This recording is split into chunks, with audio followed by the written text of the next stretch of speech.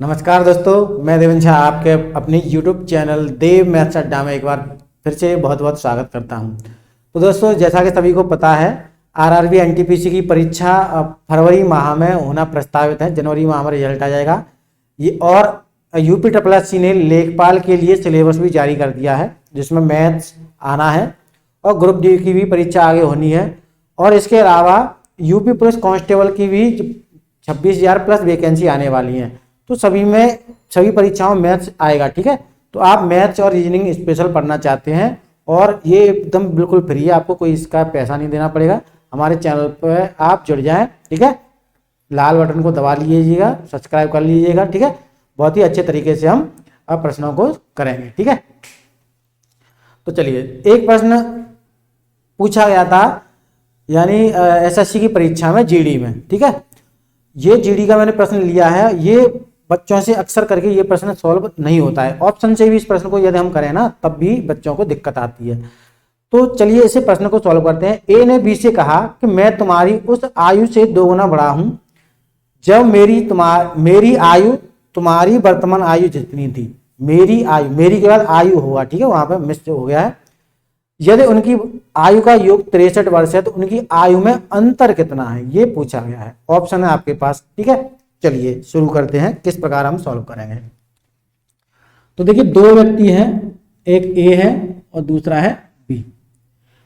अब यहां पे दोनों की आयु तो पता नहीं है। वर्तमान मैंने मान ली बी की मान ली एक्स और ए की मान ली वाई।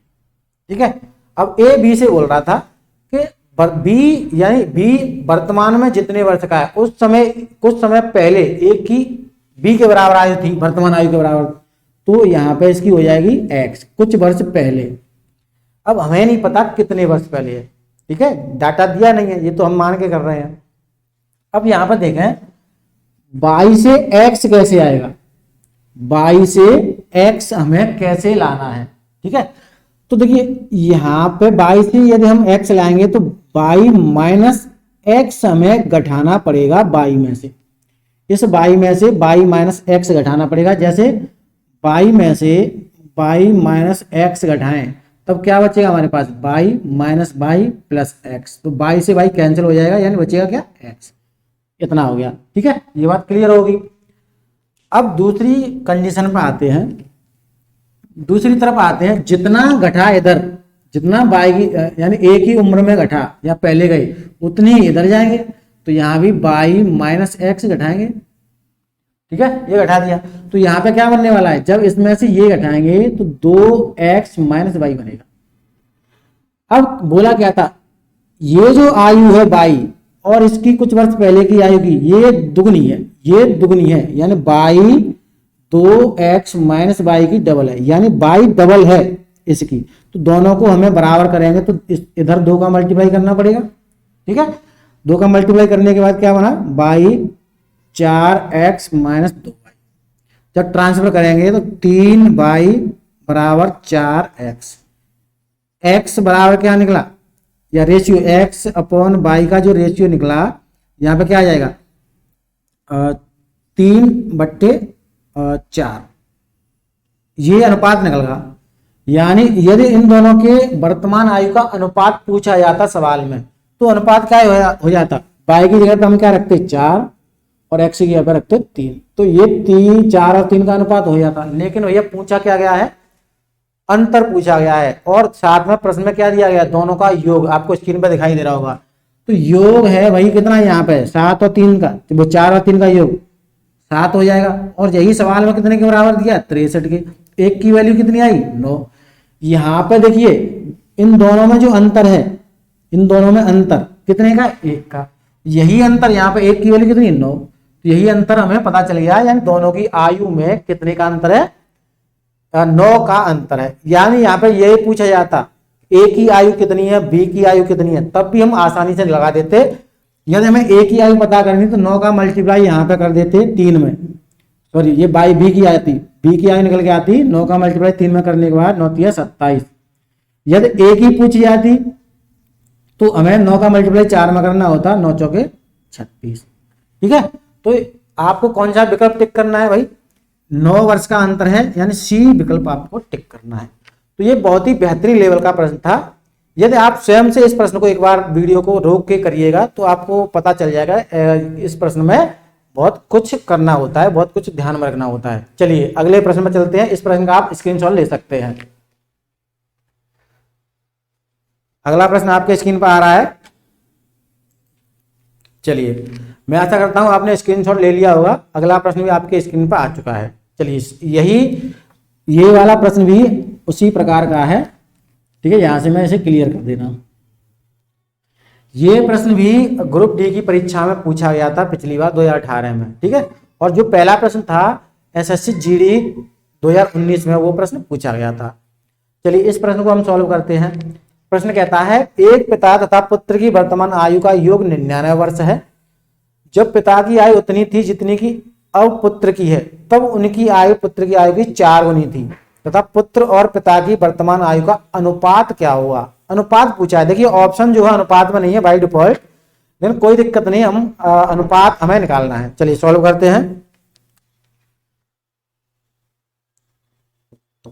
पिता और इधर, ठीक है, दोनों का दिया कितना 99, योग तो 99 दिया है, तो ये आपको ध्यान रखना है। अब बोला है जब पिता की आयु उतनी थी जितनी की अब पुत्र की है, तो हमें दोनों की वर्तमान आयु मान लेनी है। वर्तमान पुत्र की x, पिता की y। जब पिता की आयु उतनी थी जितनी की अब पुत्र की है, अब पुत्र की कितनी x, तो यहाँ पे पिता की उस समय x होगी, y से x कैसे आएगा भाई। तो अभी जो पिछले प्रश्न में हमने किया माइनस y, यानी y में से y माइनस x हमें लेस करना पड़ेगा तब ये बनेगा। जो काम हमने यहाँ पे किया वही यहाँ पे हमें करना पड़ेगा, माइनस के y माइनस x हमें घटाना पड़ेगा। जब ये घटाएंगे तो यहाँ पे कितना बनेगा 2x माइनस y बन जाएगा, ये बनेगा। अब उसने क्या बोला है कि तब उनकी आयु पुत्र की आयु की 4 गुनी थी, यानी ये वाली जो आयु है ये x इसकी 4 गुनी है, x इसकी 4 गुनी है। तो हमें दोनों को बराबर करना है, तो 4 का मल्टीप्लाई इधर कर देंगे, ठीक है। मल्टीप्लाई कर दिया तो x रहेगा इधर 4 दूनी 8x माइनस 4y। ट्रांसफर करेंगे तो ये हो जाएगा भाई 4y इक्वल टू ये 4 यानी 7y 7x।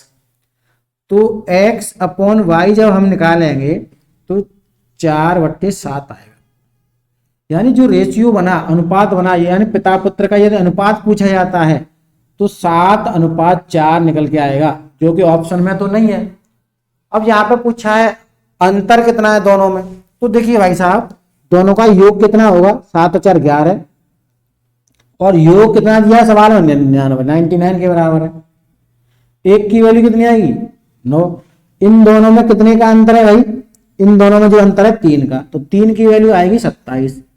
तो यहाँ पे जो अनुपात दे रखा है सवाल में अनुपात, उसकी जगह पे अंतर होता तो हम कौन सा विकल्प टिक कर देते भाई, हम विकल्प टिक कर देते ए विकल्प 27।